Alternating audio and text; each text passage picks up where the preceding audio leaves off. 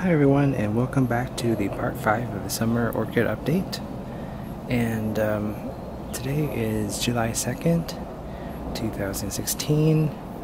It's late evening, and I've been waiting to do this video since early this morning, but it got pretty hot. It's still actually pretty hot, so if I accidentally burst into flames, you know why. And before I start this update, this part 5, I just want to say thank you to all the advice that I got in the last update. They were very helpful, and I'll definitely put them to good use. Alright, so we'll begin with this FDK After Dark Sunset Valley Orchid. Actually, I'm sorry, that's wrong. This is the SVO Black Pearl. It's putting out this new growth. It's looking really good. It's really big, and I'm waiting for it to mature so I can put out a flower spike, because it didn't do that last year. This is the most advanced Oncidium type that I have. It's actually the first one that broke dormancy, so I can imagine why that is. But yeah, it's looking really good. Next to that is this one is Rhyncolaelia glauca. It's not doing much. Behind there is a NOID Cattleya type with a sheath that was developing all this spring, but it's probably not going to do anything since it's putting out a new growth right there. Well, maybe, I mean, there might be still a chance that it will bloom, but I don't know, in my experience, every time that something has a sheath and it's putting out a new growth, that sheath is probably not going to do anything, but we'll see. Alright, so moving on, we're going to go to this little shelf right here. It's holding all of my hybrid Phalaenopsis. Most of them are NOIDs, except for 2 of them. Alright, sorry, I had to stop the video for a moment. I was being attacked by a swarm of mosquitoes. It's a problem here in Georgia, but I guess the citronella candle isn't working, or maybe they've adapted or something, but yeah. Alright, so getting back to the update, this is a plant stand that I bought from IKEA to house all my hybrid Phalaenopsis, and only 2 of them on here are tagged. Everything else is a NOID, and pretty much I'm just gonna say generally that they're all just kind of growing right now. There's nothing really particular to talk about them. Only one of them is in spike at the moment. It's a very long spike, and this particular Phalaenopsis is just one of those pink lavender ones.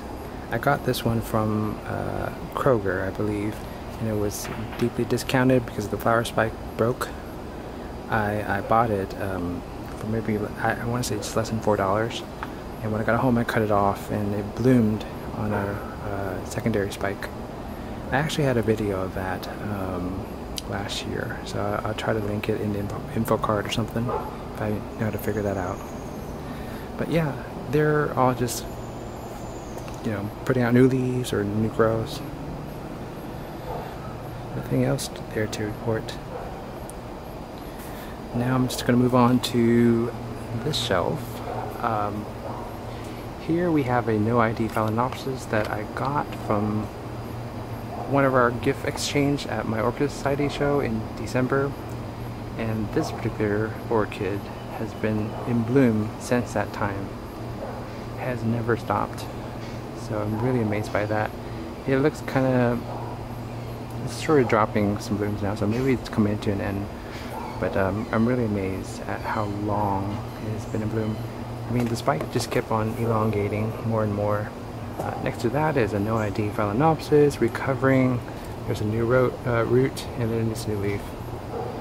That one you just saw from my orchid haul video, and that's the DTPS Purple Martin, which I think now is just referred to as Phalaenopsis because Doritis was reclassified into the Phalaenopsis genus.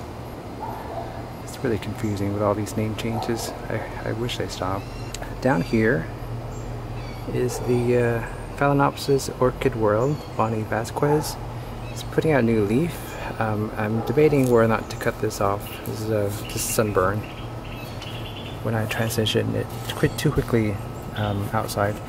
There's a flower spike on it that's was already there when I bought it, but it's not, haven't done anything. So maybe this sunburn had set it back. Next to that is a Ceratostylis rubra.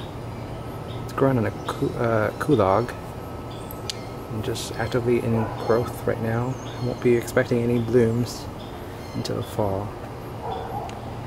And here is one of my favorite NOID Phal, which recently was identified by Arlene for me.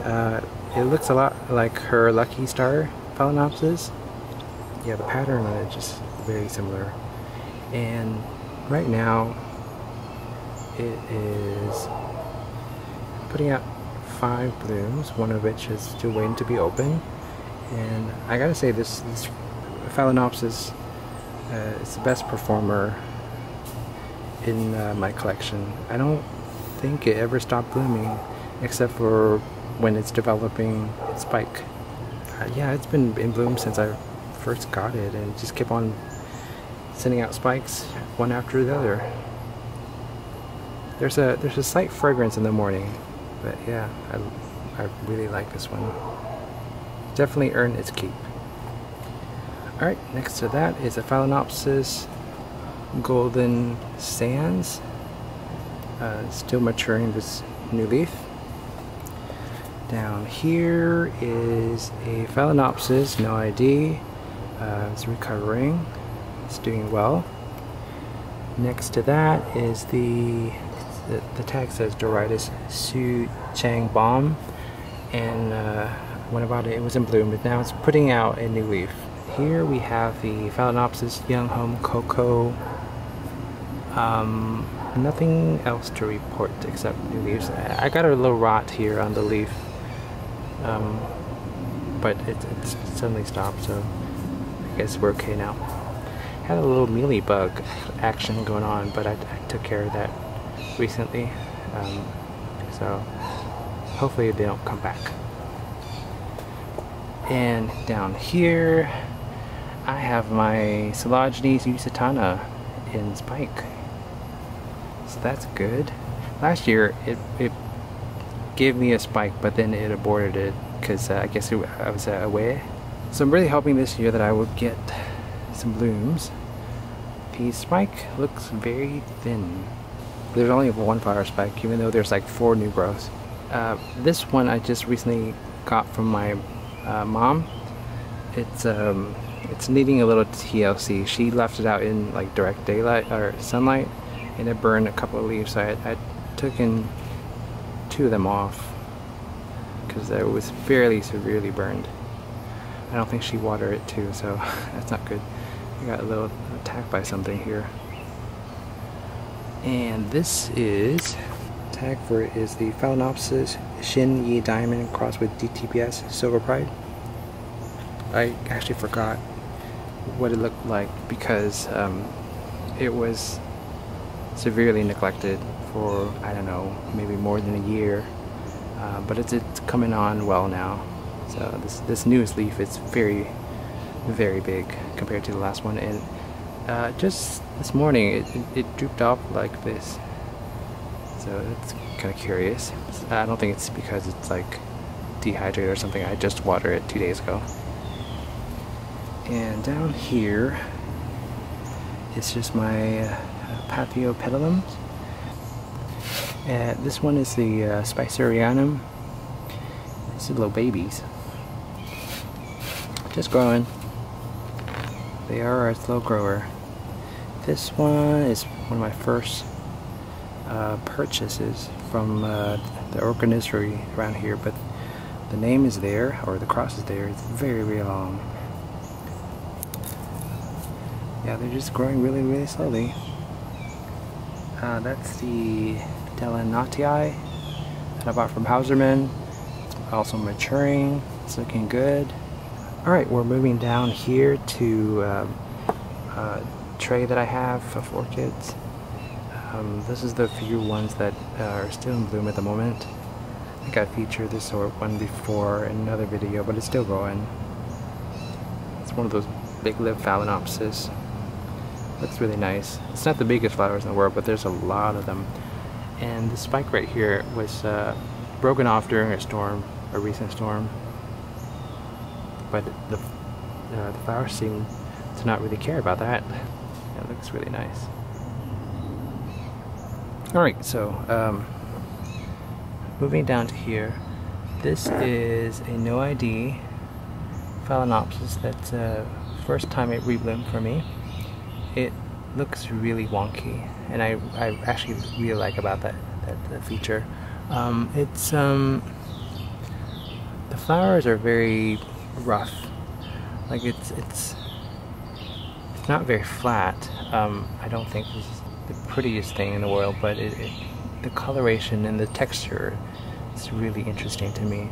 Baltram from Baltram Botanicals, I think she identified this as I-Hsin Chocolate or something, and I think that's what it is. But this is not the best example of that hybrid, because like I said, the blooms are very wonky, but I like it, and I like it so much that I've actually named it Crunchy. I think it's really fitting. The plant's okay,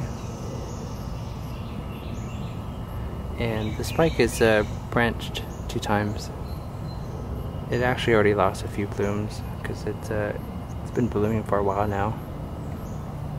Alright, moving on. This is my Cycnodes golden shower, and this is one of the heavily discounted orchid that I got recently. This pseudobulb, if you can call that pseudobulb, I'm not sure with catasetums, but it's maturing and it's actually sending out another growth.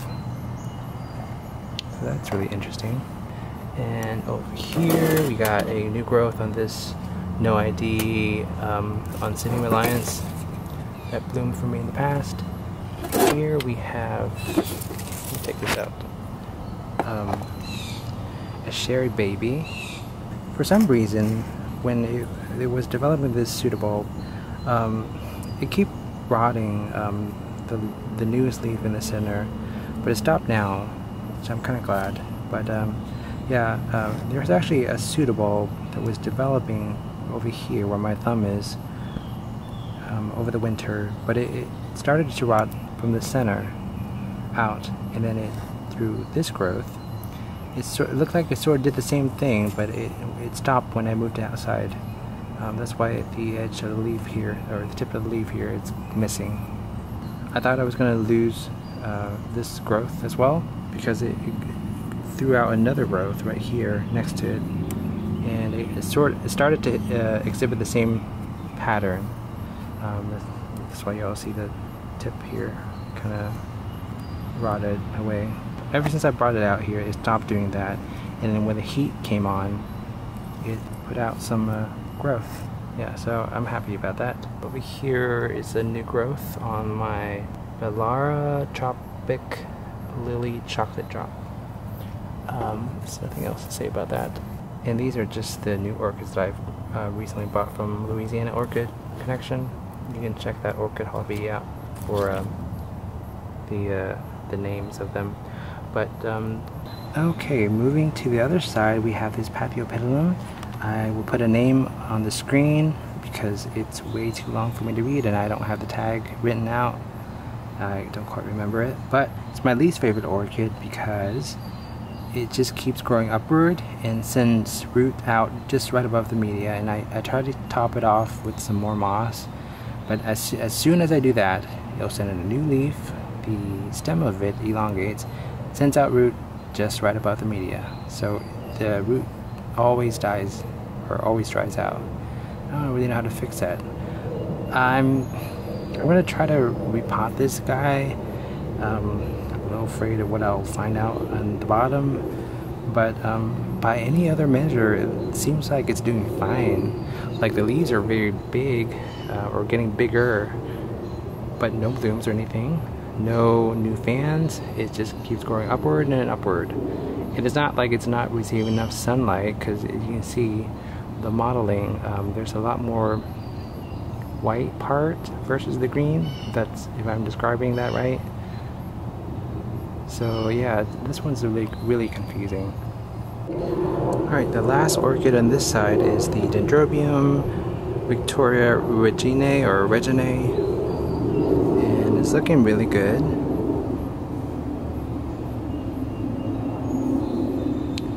No blooms or anything.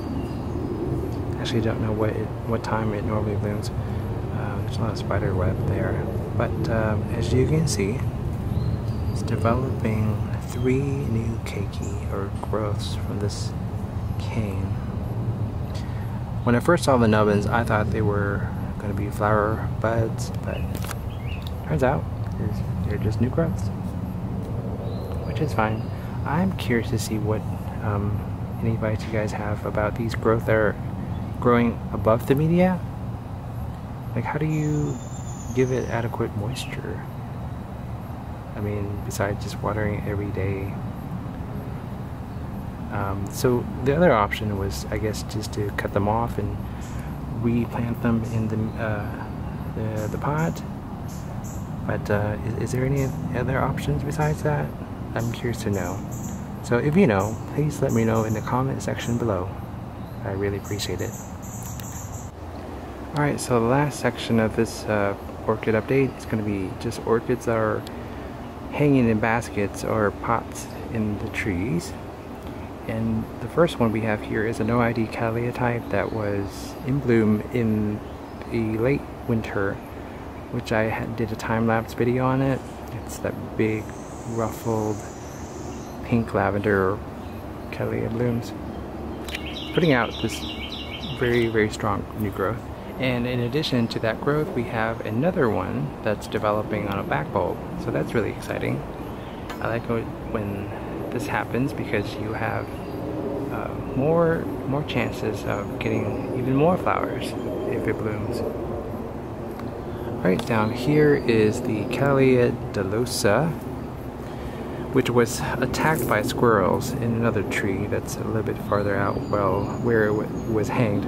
So I moved it closer, and I've also, in these ceramic pots, I've also tied some fishing line over the top to make sure that they can't dig out the media.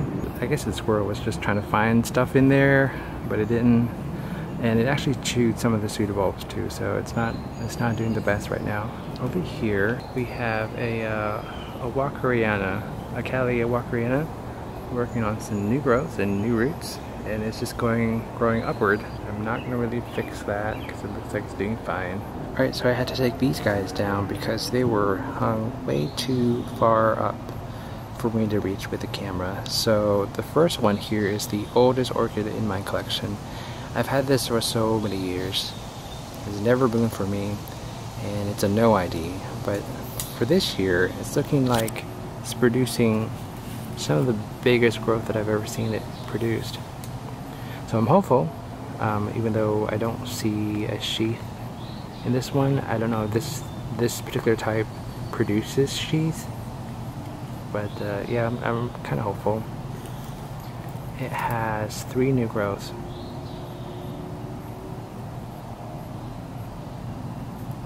It's looking good. And over here we have the Cattleya Brazilian Jewel, variety Cerulean. This one is still a seedling. There's 2 new growths. One right there and one right there. And over here we have another Walkeriana. It's a different cross of cultivars. There are 2 new growths, as you can see there. This one was there's this bird that always comes around noon that try to pick out all the bark in there for some reason. That's why it also has these fishing line on top to make sure that it can't do that. But it seems like it's not really working. And the AC just came on. I hope you guys can still hear me. That'd be it for all the actually I have 2 more orchids that are here in trees. Alright, so I'll be right back. Alright, so we're getting down to the very last 2 orchids in my summer orchid collection update, and we're taking a look at my Bulbophyllum Echinolabium. This is the only Bulbophyllum I have in my collection, and it looks like there's a new growth right there. I got a little fern, and then not so long ago it developed these two new growths. They're looking really well. I'm having to water it every day because it's really hot here, and because they're in orchid basket, they dry up pretty quickly. And last but not least is probably one of my favorite orchids in my collection. This is the Cattleya nobilior. We saw this one bloom in the spring, and right now it has two new growths. One of them actually came from the part where it bloomed like the previous year, which is really surprising to me. Alright, well, that's a wrap on this orchid collection update. I appreciate you guys for watching, and I'll catch you guys in the next one. Bye.